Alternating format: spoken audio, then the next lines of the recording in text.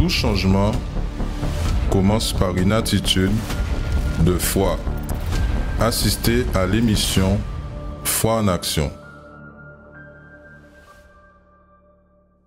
Bonjour, bonjour téléspectateurs, à tous ceux qui nous accompagnent et qui nous suivent et qui chaque matin sont toujours avec nous dans notre émission Foi en Action. J'espère que vous allez bien. Ici au cas où vous traversez par des moments difficiles, je vous invite à nous contacter. Il y a les numéros de l'église qui s'affichent là. Si vous avez besoin peut-être par rapport à tout ce qui s'est passé, vous avez peut-être, mes amis, besoin d'un soutien, de la prière, vous avez besoin peut-être d'une aide alimentaire, vous pouvez aussi nous contacter au cas où, dans le moyen et dans les conditions que nous allons pouvoir aider, nous allons essayer de faire le meilleur pour pouvoir vous aider. Mais nous sommes ici ce matin pour pouvoir vous faire une invitation spéciale. Connaissez-vous la réunion de la thérapie de l'amour? Savez-vous quelle est la fonction de cette réunion? Quelle est l'utilité? Quel est le but de cette réunion? Non.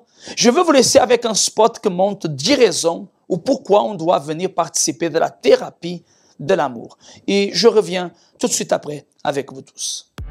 Découvrez 10 raisons de participer à la thérapie de l'amour tous les jeudis. Première raison, guérir des blessures des relations passées. Deuxième raison, apprendre l'amour intelligent. Troisième raison, se préparer avant de connaître quelqu'un. Quatrième raison, savoir choisir une personne compatible. Cinquième raison, défaire les mythes des relations. Sixième raison, retrouver un amour perdu. Septième raison, apprendre à se valoriser. Huitième raison, restaurer un mariage en crise. Neuvième raison, devenir un meilleur partenaire. Dixième raison, blinder sa relation. Tous les jeudis, à 19h, venez recevoir des conseils pour votre vie amoureuse au Centre d'accueil universel des Abîmes, 6 Morne-Vergin, face à la Brède. Vous avez pu voir, une de ces 10 raisons est la raison pourquoi vous devez être ici. La réunion de la thérapie de l'amour est une réunion qui apporte aux personnes qui viennent une direction, une orientation pour que leur vie change. Tout d'abord, le changement sentimental commence dans la propre personne. Des fois, vous savez, vous voulez changer votre conjoint, vous voulez changer l'autre personne, mais vous oubliez que vous avez aussi besoin de changer. La thérapie de l'amour vous aide à que vous changez pour que certainement la situation ensuite puisse changer. Nous avons de nombreuses personnes, mes amis, de centaines de personnes qui viennent, qui participent et qui à chaque jeudi reçoivent une direction et une parole de vie, une parole de force. Si vous n'avez pas l'habitude de venir à cette réunion, je vous invite à venir participer. Je vous invite à venir recevoir cette direction, cette bénédiction. Et d'ailleurs, dans ce mois de mai, nous allons faire le mois de mai la préparation pour la célébration des mariages ou du renouvellement des vœux dans le mariage ou dans la vie conjugale. Si vous êtes quelqu'un, que vous vivez ensemble avec quelqu'un, vous aimerez renouveler je peux dire, c'est pas un mariage parce que vous n'êtes pas marié, mais vous voulez renouveler ce compromis. Vous êtes une personne que, par exemple, vous êtes marié, vous voulez renouveler vos vœux de mariage, vous voulez vous marier peut-être ce jour-là, vous aurez l'opportunité alors. Contactez-nous sur les lignes amies 05 90 28 33 83 ou alors 06 90 55 16 70. Vous pouvez nous contacter et chaque jeudi alors à 19h, aujourd'hui à 19h, nous allons vous donner plus de renseignements, plus d'informations par rapport à cela et que va beaucoup certainement vous aider pour que votre vie, elle puisse être transformée, elle puisse être bénie. Nous allons accompagner un témoignage, un fait réel, un spot et on revient tout de suite après avec vous tous dans notre émission Foi en Action. Bonjour, je m'appelle Eliane, je suis au Centre d'accueil universel depuis mes 14 ans. Donc ça fait 14 ans que je suis au Centre d'accueil universel. Et donc je suis arrivée jeune. Alors je me préoccupais pas par rapport à ma vie sentimentale, malgré voilà que je fréquentais un garçon, mais voilà c'était juste histoire d'avoir un copain, parce qu'à l'époque, lorsqu'on était au collège, au lycée, avoir un copain, ça faisait partie de la normalité, mais c'était pas en tout cas avec l'objectif d'évoluer avec la personne ou de se marier ou autre. D'ailleurs, j'étais contre le mariage. Parce que je ne voyais pas, je ne connaissais pas l'importance du mariage. Pour moi, il était impossible en fait qu'un homme et une femme restent ensemble toute une vie. Pour moi, au bout d'un moment, ils allaient se lasser l'un de l'autre. Et aussi autour de moi, j'ai vu aussi beaucoup d'infidélité. Donc difficilement, je croyais en tout cas en l'amour pur et véritable. Donc j'ai commencé mon petit bonhomme de chemin avec Dieu, j'ai commencé à investir par rapport à ma vie spirituelle, et il arrive un moment où il a fallu que je fasse un choix, que je décide entre continuer justement cette relation avec le garçon, ou arrêter pour vraiment me concentrer sur moi, sur mon avenir, sur ma relation avec Dieu. Donc le choix a été très vite fait. La relation s'est terminée, et après ça, j'ai vraiment commencé à investir en moi, en tant que jeune femme, dans ma famille, et jamais avec cette préoccupation. Et donc est arrivée la campagne au Puy de Jacob, la campagne qui était spécialement pour la vie sentimentale. Au début, j'avais hésité pour participer de cette campagne, mais au final, je me suis dit, Dieu, et dans tous les cas, il va répondre. Donc j'ai fait la campagne et j'ai dit à Dieu: mon Dieu, je veux pas faire connaissance avec 2, 3 hommes. Je veux en connaître qu'un seul, et c'est celui-là que je présenterai à mes parents, et c'est avec lui que je vais me marier. Et donc par la suite, j'ai sacrifié, et je ne suis pas restée anxieuse. Il y a eu des propositions qui se sont faites au sein de l'Église, mais Dieu arrivait toujours à me montrer que c'était pas la bonne personne. Donc il y avait même pas un commencement de connaissance. Et donc, jusqu'à ce que j'ai rencontré Andrade à travers du groupe jeune. Et la relation, moi je n'avais pas d'expérience par rapport à la vie sentimentale réellement, et lui sortait d'un échec sentimental.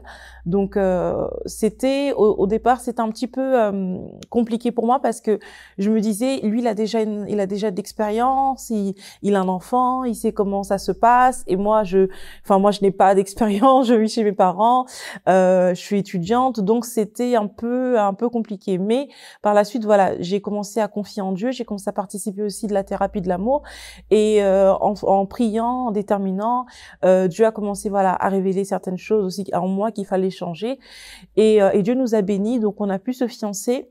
Et après beaucoup de luttes, Dieu nous a honorés, parce qu'on est resté fidèles, on respectait ceux qui sortaient de l'autel, et donc on a fini par se marier pour la gloire de Dieu. Notre mariage s'est très bien passé. Cela aussi est aussi un témoignage pour ma famille, parce que parmi toutes mes cousines, j'ai été du coup la première à me marier. Et cela aussi, du coup, a donné un bon témoignage aussi au niveau de la famille. Aujourd'hui, mon mariage, je suis bénie, nous sommes bénis, notre mariage se passe bien, on a des projets en commun, on sert tous les deux Dieu. Ça aussi, c'est quelque chose de très important, parce que j'avais vraiment souligné à Dieu que je voulais un homme de Dieu, je voulais une personne qui me rejoigne au niveau de la foi, avec qui on allait agir notre foi, avec qui on allait continuer justement à investir en Dieu. Et c'est ce que Dieu a fait. Il m'a donné un homme de Dieu, et avec lui, voilà, j'évolue, j'avance, on apprend l'un avec l'autre, et on a des projets en commun. Donc, si j'ai un conseil à donner concernant la vie sentimentale, c'est que la confiance en Dieu est la base de toute chose. Parce que lorsqu'on confie réellement en Dieu, c'est que on le laisse guider. Et s'il guide, alors la victoire est certaine. Moi, j'ai décidé de confier en Dieu, et il m'a honorée, et aujourd'hui, je suis mariée, je suis très heureuse. L'amour a frappé à votre porte. Vous vivez la relation dont vous avez toujours rêvé, la compagnie idéale pour votre vie, votre moitié. Mais au final, qu'est-il nécessaire d'avoir pour maintenir une bonne relation, joyeuse et à l'épreuve de tous les problèmes? Souvenez-vous qu'avant de se disposer à aimer quelqu'un, vous devez vous aimer premièrement. Ne commencez pas une relation dont vous savez qu'elle va vous faire souffrir et seulement vous dévaloriser. Ne vous liez pas non plus à quelqu'un juste pour combler quelques moments moins agréables de la vie. Savoir être seul fait aussi partie de la préparation pour avoir une relation saine. Pour cette raison, ne soyez pas pressés. Votre bonheur est construit par vos conquêtes, par vos joies, mais surtout et essentiellement par les personnes qui vous entourent. Pour l'être humain, il est impossible de vivre sans socialiser. C'est ainsi qu'il s'épanouit. Mais avoir des amis et une famille implique aussi de savoir se plier. Dans les relations sentimentales, cette recette se répète. Dans le couple, il est nécessaire d'avoir de la concordance, de la compréhension des deux parties. Parce qu'au final, personne ne ressemble à personne. Et nous devons comprendre nos opinions, goûts et attitudes qui ne sont pas toujours en accord avec notre partenaire.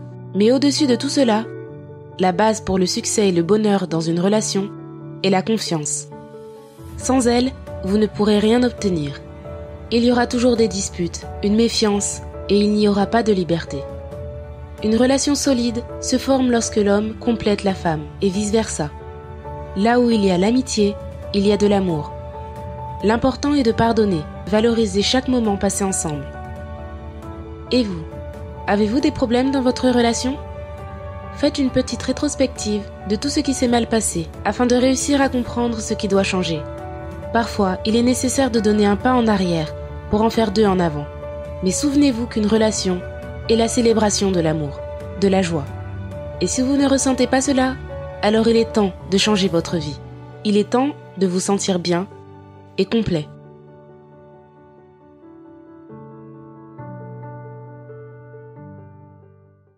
Vous avez pu accompagner cette histoire, le témoignage de cette personne qui montre que le même Dieu du passé est le même d'aujourd'hui. Il y a beaucoup de personnes qui disent que l'amour n'existe pas, que le bonheur n'existe pas, que la bonne personne, que je ne pourrai jamais être heureux dans la vie sentimentale. Il y a des personnes qui se sont déjà, pardon le mot, condamnées, se sont déjà condamnées en croyant en fait que pour leur vie sentimentale, il n'y a plus rien à faire. Que pour leur vie sentimentale, leur démarche ne sert à rien. Il y a des personnes que peut-être, vous êtes mariés, mais vous avez déjà perdu l'envie de lutter pour votre mariage. Beaucoup de trahison, de rejet, d'agression, verbale, physique peut-être même. Vous êtes peut-être une personne que vous souffrez, un jeune homme, une jeune fille, que vous avez eu une rupture sentimentale. Vous avez perdu quelqu'un. Et aujourd'hui, vous vous trouvez complètement désorienté, sans savoir quoi faire, ni comment vous en sortir. La question c'est, êtes-vous prêt à lutter? Voulez-vous lutter pour votre vie sentimentale? La question c'est à vous. Ne regardez pas la situation autour de vous. Si la réponse à vous est oui, alors aujourd'hui, venez participer de cette réunion, la thérapie de l'amour. Ça va se réaliser aujourd'hui à 19h, ici dans notre siège, au 6 Morne-Verguin, en face de la Brette, entre le KFC et le McDonald's. Vous êtes notre invité spécial. Nous allons, mes chers amis, nous préparer pour la prière. J'aimerais que vous puissiez préparer un verre d'eau, une bouteille d'eau. Et si vous avez même la photo de votre compagnon, de votre mari, peut-être la photo, mes amis, d'une personne que vous aimez, mais que peut-être vous avez coupé sans raison. Elle voulait rester avec vous, vous voulez rester avec elle, mais il y a beaucoup de problèmes. Prenez la photo si vous avez, laissez-la à côté, parce que je vais réaliser une prière. Mais avant de réaliser cette prière, nous allons accompagner encore à notre fait réel. Accompagner ce témoignage, et on revient d'ici à quelques instants pour unir notre foi et déterminer le miracle dans votre vie. Bonjour, je m'appelle Madame Gisèle. Avant, je connaissais le centre d'accueil, mais je pratiquais pas ma foi. J'allais à l'église comme tout le monde, mais je pratiquais pas ma foi. Après, j'ai eu des problèmes sur mon mariage. Tout n'allait pas. Que ce soit mon mari et mes enfants, rien n'allait. J'ai arrivé même au temps même de divorcer. Mon mari même, il est parti prendre des papiers pour demander le divorce. Au début, dans mon mariage, ça fait plus de 25 ans que je suis avec mon mari. Au début, tout allait bien. Et on arrivait à certaines années et tout a déclenché. Rien n'allait. Et mon mari, quand il sortait, des fois, il rentrait à 3 heures du matin. 2 fois, il rentrait pas pendant 3 jours. Et à chaque fois, quand je l'appelais, son téléphone était fermé. Et quand mon mari revenait, dès que je lui demandais où tu étais, et ça déclenchait des bagarres, tout avec les enfants. Quand il sortait les matins et quand il venait, c'est juste pour dormir. Donc, la maison, tout ce qui est vie des familles, femmes et les enfants, ça lui intéressait pas. Donc, ça lui intéressait pas. Et mon mari, à chaque fois, quand il rentrait dans la maison, même s'il était bien, dès qu'il rentrait à la maison, même si je ne demande pas, il commençait à s'énerver. Pourquoi tu dors pas? Pourquoi tu m'attends? Je suis pas un bébé, je suis pas ton bébé pour m'attendre. Donc, il y avait des paroles, toujours des paroles négatives. J'ai parlé même à ma famille, tout le monde était au courant. Sa famille aussi était au courant. Même au niveau du bled, on l'appelait, il voulait attendre personne. Il y avait des factures, on payait rien. On avait même de l'électricité coupée parce que rien n'allait. Rien n'allait. On avait même un prêt qu'on avait pris à la banque. On ne pouvait pas payer les prêts. Il faisait que nous mettre des amendes. On a eu des amendes pas possibles. C'est comme si moi, j'ai vivé l'enfer chez moi. À l'intérieur, j'étais blessée. J'avais la rancune, la rage avec mon mariage, mon mari. Et donc, comme rien n'allait, je dis, Seigneur, comment je vais faire? Je vois des témoignages, tu changes la vie des gens, tu dois changer aussi ma vie. Et j'ai suivi les paroles de Dieu qu'on nous prêchait à l'église. Comme on nous disait, faut mettre ça en pratique. Au fur et à mesure, j'ai commencé à venir aux chaînes de prière.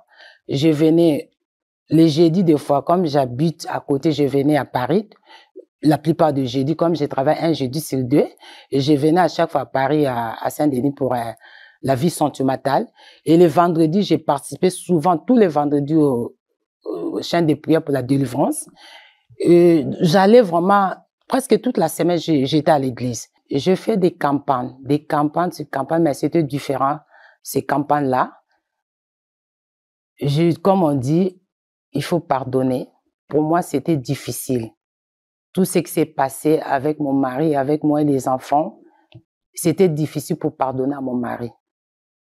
Et un jour, je suis allée à l'église. Je suis restée à la prière veillée. C'était pendant les campagnes. On nous a prêché. Tout ce que vous voulez faire, mais il faut pardonner. Et je suis rentrée. J'ai vu mon mari qui était parti pour 2 jours. Il est rentré à la maison. Je ne suis pas fâchée. Je ne suis même pas disputée avec lui. J'ai réveillé mon mari. J'ai commencé à parler à mon mari.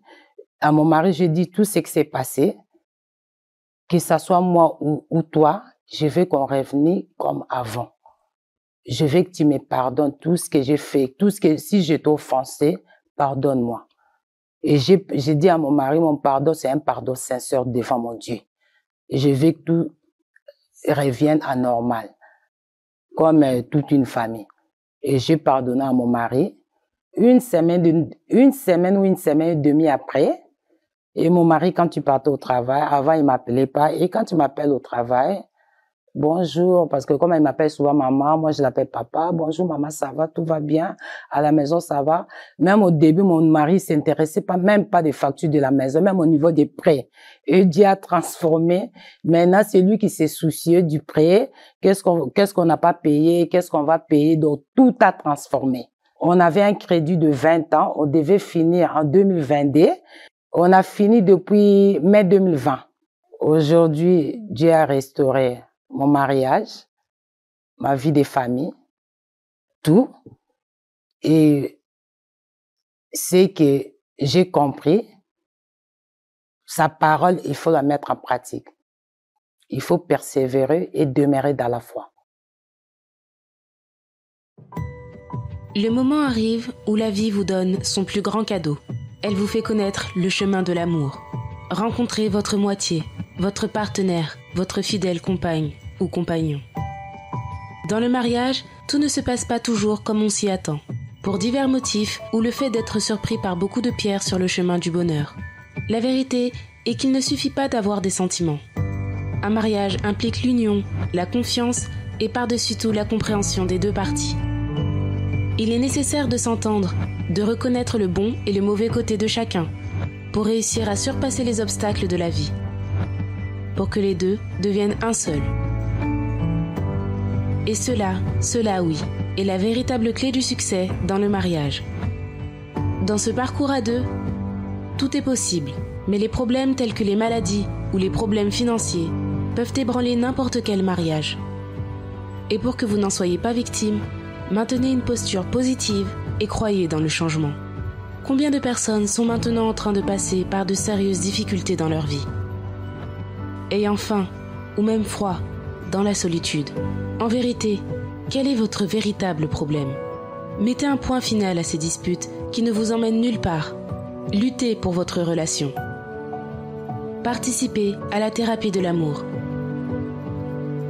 Une réunion du centre d'accueil dédiée à vous qui souhaitez un mariage encore plus fort.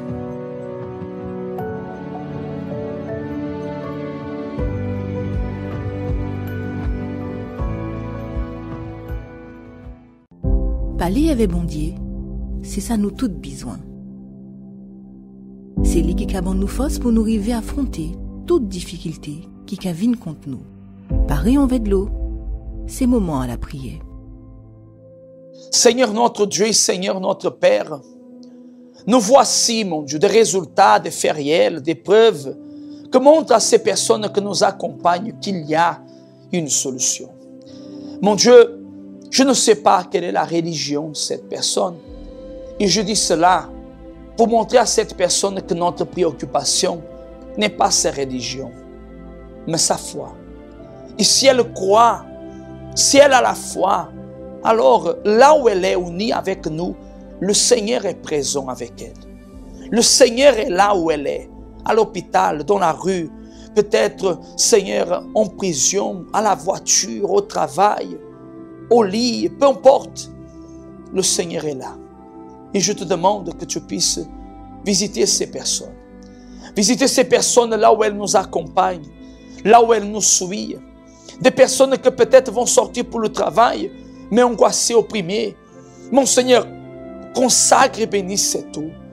Qu'elle soit, mon Dieu, ce que va apporter mon Seigneur, la liberté à son âme. Ce que va apporter la paix à son être. Oh mon Père, au nom du Seigneur Jésus, nous te demandons, viens bénir la vie de ton peuple, de ton Église, de ces personnes que nous accompagnent en ce moment, qui unissent la foi avec nous. Peut-être quelqu'un que nous écoute même pour la première fois, mais qui a besoin de ce secours. Consacre et bénis cette eau, qu'elle soit un simple point de contact, mais qu'à travers de cette eau, le pouvoir de Dieu agisse et se manifeste dans la vie de cette personne. Au nom du Père, du Fils et du Saint-Esprit. Et si vous y croyez, dites qu'ainsi soit-il.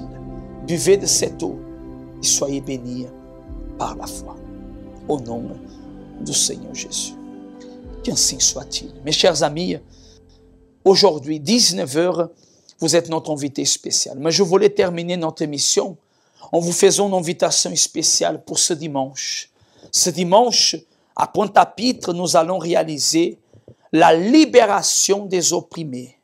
Au 29 Quelfèvre, en face du parking du port, comme dans chaque centre d'accueil, je serai à Pointe-à-Pitre en train de réaliser 7 jours où les opprimés, peut-être vous êtes opprimés à cause d'un problème sentimental, famille, on a même mis ici quelques problèmes, famille divisée, peut-être les problèmes financiers, problèmes de santé, perturbations nocturnes, pensées négatives, dossiers bloqués, vices, addictions, dépression. Qu'est-ce qui est en train de vous opprimer? Ce dimanche, dans chaque centre d'accueil, à 7h et à 9h30, vous êtes notre invité spécial à venir participer. Mais aujourd'hui, à 19h, la thérapie de l'amour. Que le Seigneur vous bénisse, une très bonne journée et merci. Merci à vous de nous avoir accompagnés et de nous avoir permis d'entrer chez vous à travers de cette émission. Que Dieu vous bénisse et au revoir. La thérapie de l'amour. Tous les jeudis, assistez à une conférence dédiée à la vie sentimentale. Un rendez-vous à ne pas manquer. Vous connaîtrez enfin ce qu'est l'amour intelligent, basé sur la parole de Dieu. Recevez des conseils et orientations, peu importe votre situation amoureuse.